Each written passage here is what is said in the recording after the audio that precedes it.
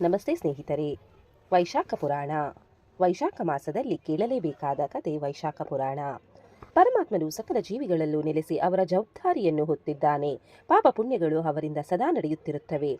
ಪುಣ್ಯ ಕಾರ್ಯದಿಂದ ಸುಖ ನೆಮ್ಮದಿ ಸಿಗಬಹುದು. ಆದರೆ ತಿಳಿದೋ ತಿಳಿದೆಯೋ ಮಾಡಿದ ಪಾಪದ ಫಲ ಅನುಭವಿಸಲೇಬೇಕು. ಇಂತಹ ಪಾಪಗಳನ್ನು ತೀರ್ಥಯಾತ್ರೆ, ನದಿ ಸ್ನಾನ, ದಾನ, ದೇವ ಪೂಜೆಗಳಿಂದ ನಿವಾರಿಸಿಕೊಳ್ಳಬಹುದು. ಇವುಗಳಲ್ಲಿ ಕೆಲವು ಶ್ರೇಷ್ಠ ಮಾಸಗಳಲ್ಲಿ ಒಂದಾದ ವೈಶಾಖ ಮಾಸದ ಸ್ನಾನ, ದಾನ, ಕಥಾಶ್ರವಣ ಶೀಘ್ರ ಫಲದಾಯಕವೆಂದು ಋಷಿಗಳು ಕೊಂಡಾಡಿದ್ದಾರೆ. ಈ ಫಲದಾಯಕ ವೈಶಾಖ ಮಾಸ ಮಹಿಮೆಯನ್ನು ಪುರಾಣಗಳಿಂದ ಸಂಗ್ರಹಿಸಿ ನೀಡಿದ್ದೇವೆ. ಇದರ ಪಾರಾಯಣದಿಂದ ಭಗವಂತನ ಕೃಪೆ ದೊರೆಯಲೆಂದು ಹಾರೈಸುತ್ತೇವೆ. ವೈಶಾಖ ಪುರಾಣದಲ್ಲಿ ಹೇಗೆ ಸ್ನಾನ ಮಾಡಬೇಕು, ಅದರ ವಿಧಾನವೇನು, ಅದರ ಸಂಕಲ್ಪವೇನು ಎಂದು ತಿಳಿದುಕೊಳ್ಳೋಣ ಬನ್ನಿ. ಚೈತ್ರ ಶುದ್ಧ ಹುಣ್ಣಿಮೆಯಿಂದ ವೈಶಾಖದ ಹುಣ್ಣಿಮೆಯವರೆಗಿನ ಪುಣ್ಯ ಸ್ನಾನವೇ ವೈಶಾಖ ಸ್ನಾನ ಎನಿಸುತ್ತದೆ. ಈ ಮಾಸಕ್ಕೆ ಶ್ರೀ ಹರಿಯ ಮಧುಸೂದನ ಎಂಬ ರೂಪ ಉಪಾಸ್ಯವಾಗಿದೆ.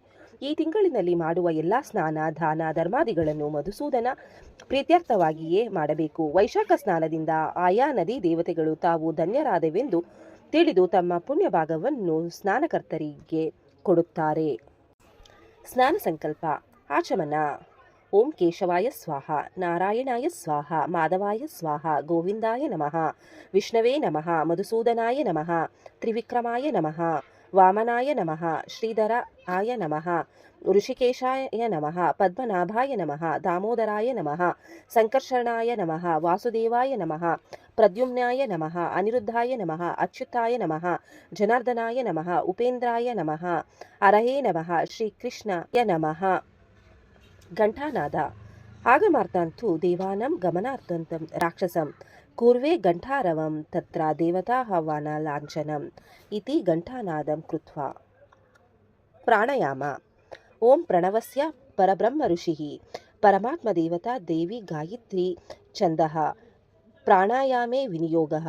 ಓಂ ಭೂಂ ಓಂ ಭುವಃ ಓಂ ಸ್ವಃ ಓಂ ಮಹಾ ಓಂ ಜನಃ ಓಂ ತಪಃ ಓಂ ಸತ್ಯಂ ತತ್ಸವಿತುರ್ವರೆಣ್ಯಂ ಭರ್ಗೋ ದೇವಸ್ಯ ಧೀಮಹಿ ಧಿಯೋ ಯೋ ನಃ ಪ್ರಚೋದಯಾತ್. ಓಂ ಪೂಜ್ಯೋತಿರೋಸ್ಸು ಅಮೃತಃ ಬ್ರಹ್ಮ ಭೂಭುವ ಸ್ವಾಹ ರೋಂ. ಪೂಜಾ ಸಂಕಲ್ಪ. ಶುಭೆ ಶೋಭನೆ ಮುಹೂರ್ತೆ ಆದ್ಯ ಬ್ರಾಹ್ಮಣಃ ದ್ವಿತೀಯ ಪ್ರಹರ್ದೆ ಶ್ವೇತವರಃ ಕಲ್ಪೆ ವೈವಸ್ವತ ಮನ್ವಂತರೆ ಕಲಿಯುಗೆ ಪ್ರಥಮ ಪಾದೆ ಜಂಬೂದ್ವೀಪೆ ಭರತವರ್ಷೆ ಭರತಖಂಡೆ ದಂಡಾಕಾರಿಣ್ಯೆ ರಾಮಕ್ಷೇತ್ರೆ ಆಸ್ಮಿನಂ ವರ್ತಮಾನೆ ವ್ಯವಹಾರಿಕೆ ಚಂದ್ರಮಾನೆ ನಾಸ್ಯ ಪ್ರಭಾವದಿಶ್ರೀ ಸಂವತ್ಸರಣಂ ಮಧ್ಯೆ ನಾಮ ಸಂವತ್ಸರೆ ಉತ್ತರಾಯಣೆ ಮಾಘಮಾಸೆ ತಿಥೌ ವಾಸರೆ ಶ್ರೀ ಮಧುಸೂದನ ಪ್ರಾರಣಾಯ ಪ್ರೀತ್ಯರ್ಥಂ ಪ್ರಾರ್ಥನಂ ಸ್ನಾನಮಹಂ ಕರಿಷ್ಯೆ ಎಂದು ಸ್ನಾನ ಸಂಕಲ್ಪ ಮಾಡಬೇಕು. ವೈಶಾಖ ಸ್ನಾನ ಮಂತ್ರಗಳು. ವೈಶಾಖಂ ಸಕಲಂ ಮಾಸಂ ಮಾಘ ಸಂಕ್ರಮಣೆ ರವೆಯ ಪ್ರಾತಃ ಸನಿಹ್ಯಂಃ ಸ್ನಾಸ್ಯೆ ಪ್ರಿಯಾತಂ ಮಧುಸೂದನಃ ಮಧುವೈರಿ ಪ್ರಸಾದೇನ ಬ್ರಾಹ್ಮಣನಾಮ ಅನುಗ್ರಹತ್ ನಿರ್ವಿಘ್ನಮಸ್ತು ಮೇ ಪುಣ್ಯಂ. ವೈಶಾಖ ಸ್ನಾನ ಮನ್ವಹಂ ಮಾಧವೇ ಮೋಕ್ಷಗೆ ಬಾನೌ ಮುರಾರೇ ಮಧುಸೂದನ ಪ್ರಾತಃ ಸ್ನಾನೇ ನ ಮೇ ನಾಥ ಫಲದೋ ಭವ ಪಾಪಹಾನ್ ಎಂದು ಪ್ರಾರ್ಥಿಸಬೇಕು. ಮಾಘಮಾಸದಲ್ಲಿ ಪ್ರಾತಃ ಸ್ನಾನ ಪಿತೃದೇವತೆಗಳಿಗೆ ಎಳ್ಳಿನಿಂದ ತರ್ಪಣ ಜಲದಾನವನ್ನು ಮಾಡಬೇಕು. ಇದು ಮಹಾನ್ ಪುಣ್ಯದಾಯಕವಾಗಿದೆ. ಸ್ನಾನ ಸಂಧ್ಯಾ ವಂದನೆಯ ನಂತರ ಶ್ರೀ ಹರಿಯ ವಿಗ್ರಹವನ್ನು ಗಂಧದಲ್ಲಿಟ್ಟು ಪಂಚೋಪಚಾರಗಳಿಂದ ಪೂಜಿಸಬೇಕು. ಈ ಗಂಧವನ್ನು ತಾನು ಲೇಪಿಸಿಕೊಳ್ಳಬೇಕು. ವೈಶಾಖ ಶುಕ್ಲ ಚತುರ್ದಶಿ ಎಂದು ಶ್ರೀ ಹರಿಯು ಹಿರಣ್ಯಕಶ್ಯಪುವನ್ನು ಸಂಹಾರ ಮಾಡಿದನೆಂದು ಪುರಾಣಗಳು ಹೇಳಿವೆ.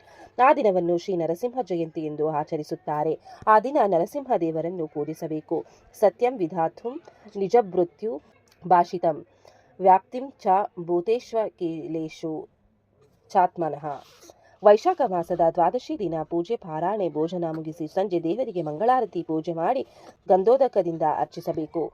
ವೈಶಾಖ ಮಾಸದಲ್ಲಿ ತುಳಸಿಯಿಂದ ಶ್ರೀ ಹರಿಯನ್ನು ಪೂಜಿಸಿದರೆ ಶ್ರೇಯಸ್ಸು ಲಭಿಸಿ ಐಹಿಕ ಪರಮಾರ್ಥಿಕ ಲಾಭವಾಗುತ್ತವೆ. ಪ್ರಾತಃ ಸ್ನಾನದ ನಂತರ ವೈಶಾಖ ಮಾಸದಲ್ಲಿ ದಿನ ವೈಶಾಖ ಶುಕ್ಲ ಸಪ್ತಮಿ ಗಂಗಾ ಪೂಜೆಯ ದಿನವಾಗಿದೆ. ಈ ದಿನ ಗಂಗೆಯು ಜಹನ್ನೂ ಋಷಿಯ ಕಿವಿಯಿಂದ ಹೊರಗೆ ಬಂದ ದಿನ. ಜಾಹ್ನವಿ ಎಂಬ ಹೆಸರು ಪಡೆದ ದಿನವಾಗಿದೆ. ಶುದ್ಧ ಜಲವನ್ನು ತಾಮ್ರದ ಕೊಡದಲ್ಲಿ ತುಂಬಿ ಅನ್ನು ಗಂಧ ಪುಷ್ಪ ಕುಂಕುಮಗಳಿಂದ ಪೂಜಿಸಿದರೆ ಶುಭ ಫಲಗಳು ದೊರೆಯುತ್ತವೆ. ಅಶ್ವತ್ಥ ವೃಕ್ಷಕ್ಕೆ ನೀರನ್ನೆರೆದರೆ ಪಾಪನಾಶವಾಗಿ ಕುಲವೇ ಉದ್ಧರಿಸುತ್ತದೆ. ಮಕ್ಕಳು ಏಳಿಗೆ ಹೊಂದುವರು. ಬೀಸಣಿಗೆ, ಕೊಡೆ, ಪಾದರಕ್ಷೆಗಳನ್ನು ಯೋಗ್ಯರಿಗೆ ದಾನ ಮಾಡುವುದರಿಂದ ಸಕಲ ಅಭಿಷ್ಟಗಳು ಸಿದ್ಧಿಸುತ್ತವೆ.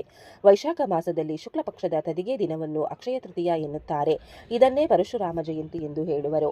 ಈ ದಿನ ದೇವರಿಗೆ ಶ್ರೀ ಗುರುಗಳ ವೃಂದಾವನಗಳಿಗೆ ಗಂಧವನ್ನು ಲೇಪಿಸಿ ಪೂಜಾದಿಗಳನ್ನು ಮಾಡಿದರೆ ಅಕ್ಷಯವಾದ ಫಲ ದೊರೆಯುತ್ತದೆ. ಆ ದಿನ ಯಾವ ಹೋಮ, ಜವೆ, ಗೋಧಿಯಿಂದ ಹೋಮ, ಯವದಾನಗಳಿಂದ ಪಾಪಹಾರ ಪರಿಹಾರವಾಗುತ್ತದೆ.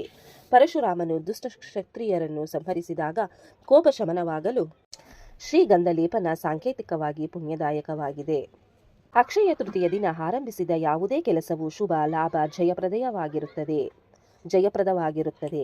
ಆದ್ದರಿಂದ ಇದು ಗೃಹ ಪ್ರವೇಶ, ಉದ್ಯಮಾರಂಭ ಹಾಗೂ ಇತರ ಕೆಲಸಗಳಿಗೆ ಪ್ರಶಸ್ತವಾದ ದಿನವಾಗಿ ಪ್ರಸಿದ್ಧವಾಗಿದೆ. ಈ ದಿನ ಮಾಡಿದ ದಾನ, ಗಂಧಲೇಪನ, ಧರ್ಮಘಟ ದಾನದಿಂದ ಪಿತೃಗಳು ತೃಪ್ತರಾಗುತ್ತಾರೆ. ಯಶ ಧರ್ಮಘಟೋ ದತ್ತೋ ಬ್ರಹ್ಮ ವಿಷ್ಣು ಶಿವಾತ್ಮಕಃ ಆಸ್ಯ ತದರಾಧ್ಯ ನಾಟ್ಯಕಲಾ ಮಮ ಸಂತು ಮನೋರಥಃ ಎಂದು ಹೇಳಿ ಈ ದಾನವನ್ನು ಕೊಡಬೇಕು. ಇದರ ಫಲದಿಂದ ಪಿತೃದೇವತೆಗಳ ಆಶೀರ್ವಾದ ನಮಗೆ ದೊರೆಯುತ್ತದೆ. ಅದೃಶ್ಯ ತಥ್ಯದ್ಭುತ ರೂಪಮುದ್ವಹನ್ ಸ್ತಂಭೆ ಸಪಹಯಂ ನರ್ಮೂಣ ನಾಮ ಮನುಷ್ಯಂ ಎಂದು ಪ್ರಾರ್ಥಿಸಿ ಶ್ರೀ ಹರಿಗೆ ಅಭಿಷೇಕ ನೈವೇದ್ಯಗಳನ್ನು ಸಮರ್ಪಿಸಬೇಕು. ಸಂಜೆ ಪಾನಕ, ಕೋಸಂಬರಿಗಳನ್ನು ನಿವೇದಿಸಿ ಅದನ್ನು ಪ್ರಸಾದದ ರೂಪವಾಗಿ ಭಕ್ತರಿಗೆ ನೀಡಬೇಕು. ನೃಸಿಂಗರ್ಘ್ಯ ಮಂತ್ರ ಪರಿತ್ರಾಣಾಯ ಸಂದೋನಂ ಜಾತೋ ವಿಷ್ಣು ಕೇಸರಿ ಗೃಹಾಣಗ್ರಂ ಮಹಾದತ್ತಂ ಸ ಲಕ್ಷ್ಮೀ ನೃಹರಿ ಸ್ವಯಂ ಎಂದು ಹೇಳಿ 3 ಬಾರಿ ಆರ್ಘ್ಯವನ್ನು ಶ್ರೀ ನೃಹರಿಗೆ ನೀಡಬೇಕು. ವೈಶಾಖ ಪೂರ್ಣಿಮಾ ಆ ಕ ಮ ವೈ ಎಂಬ ಸೂತ್ರ ನಿಯಮದಂತೆ ವರ್ಷದ ಆಷಾಢ, ಕಾರ್ತಿಕ, ಮಾಘ, ವೈಶಾಖದ ಹುಣ್ಣಿಮೆಗಳನ್ನು ವ್ಯಾಸ ಪೂರ್ಣಿಮೆ ಎಂದು ಆಚರಿಸಲಾಗುತ್ತದೆ.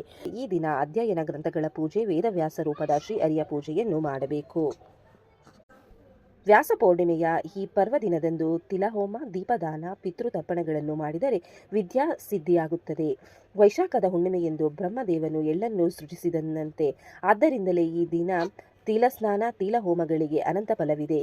ಎಳ್ಳಿನ ಎಣ್ಣೆಯ ದೀಪಗಳನ್ನು ದಾನ ಮಾಡಿದರೂ ಉತ್ತಮ ಫಲಗಳಿವೆ. ಹೀಗೆ ವೈಶಾಖ ಮಾಸದ ಸ್ನಾನ ಹಲವಾರು ಬಗೆಯ ಅನಂತ ಪುಣ್ಯಪ್ರದವಾಗಿದೆ. ಧನ್ಯವಾದಗಳು ಸ್ನೇಹಿತರೆ. ಓಂ ನಮೋ ಭಗವತೆ ವಾಸುದೇವಾಯ ನಮಃ. ವಿಡಿಯೋ ನೋಡಿಕ್ಕೆ ಎಲ್ಲರಿಗೂ ಧನ್ಯವಾದಗಳು. ನಿಮಗೆ ಈ ವಿಡಿಯೋ ಇಷ್ಟ ಆಗಿದ್ರೆ ಪ್ಲೀಸ್ ಒಂದು ಲೈಕ್ ಮಾಡಿ. ನೆಕ್ಸ್ಟ್ ಇನ್ನು ಜಾಸ್ತಿ ವಿಡಿಯೋ ಹಾಕ್ತೀವಿ. ಹಾಗೆ ನಿಮ್ಮ ಫ್ರೆಂಡ್ಸ್ಗೆ ಶೇರ್ ಮಾಡಿ ಮತ್ತೆ subscribe ಮಾಡಿ. Thank you very much.